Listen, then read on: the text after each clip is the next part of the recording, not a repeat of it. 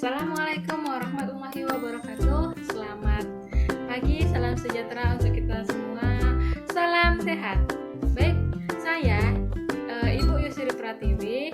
Saya mengampu pelajaran PPKN di SMA Negeri 1 Pantai Labu.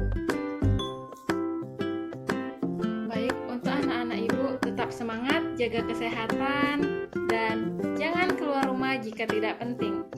Baik, pada pertemuan kali ini kita akan membahas mengenai sistem pembagian kekuasaan negara Republik Indonesia. Yang pertama, kita akan membahas mengenai kekuasaan, dan yang kedua kita akan membahas mengenai pembagian kekuasaan. Nah, sekarang kekuasaan. Nah, kekuasaan adalah kemampuan seseorang untuk mempengaruhi orang lain supaya melakukan tindakan-tindakan yang dikehendaki atau diperintah.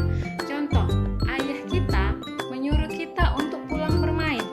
Nah, di situ ayah kita telah mempengaruhi kita, telah menyuruh kita agar pulang dari bermain. Nah, lalu apa kekuasaan negara? Kekuasaan negara adalah kewenangan negara untuk mengatur seluruh rakyatnya untuk mencapai keadilan dan kemakmuran serta keteraturan.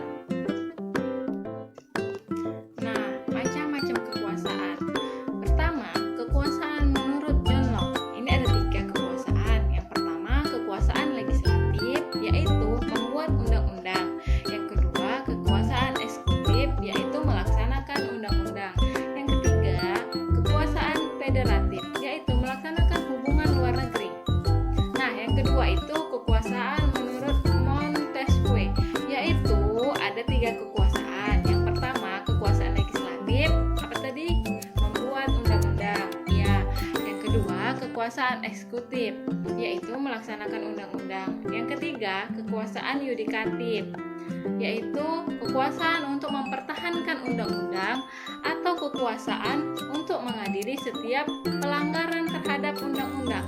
Nah, karena Indonesia menganut asas trias politica, maka Indonesia menganut kekuasaan Montesquieu.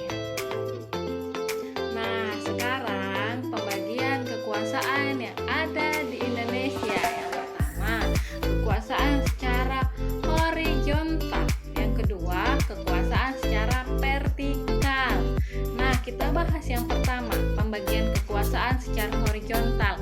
Nah, ini ada 6 pembagian kekuasaan. Yang pertama, kekuasaan konstitutif. Nah, pelaksanaannya dilaksanakan oleh MPR. Yang kedua, kekuasaan eksekutif. Nah, ini dilaksanakan oleh presiden. Yang ketiga, kekuasaan legislatif. Yang ini kekuasaan yang dilaksanakan oleh DPR. Yang keempat, kekuasaan yudikatif yang dilaksanakan oleh MA dan MK.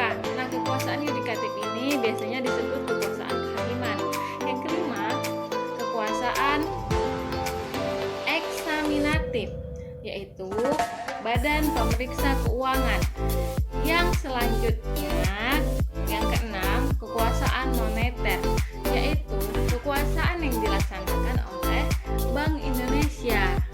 Baik, selanjutnya kekuasaan secara vertikal, pembagian kekuasaan sesuai dengan tingkatannya. Yang pertama, pemerintah provinsi. Yang kedua, turun menjadi pemerintah kabupaten kota. Nah, pemerintah provinsi ini dipimpin oleh gubernur dan wakilnya. Yang kedua, pemerintah kabupaten kota dipimpin oleh bupati atau wali kota. Baik, sampai di sini pertemuan kita kali ini. Tetap jaga kesehatan, jangan keluar rumah, patuhi protokol kesehatan. Wassalamualaikum warahmatullahi wabarakatuh.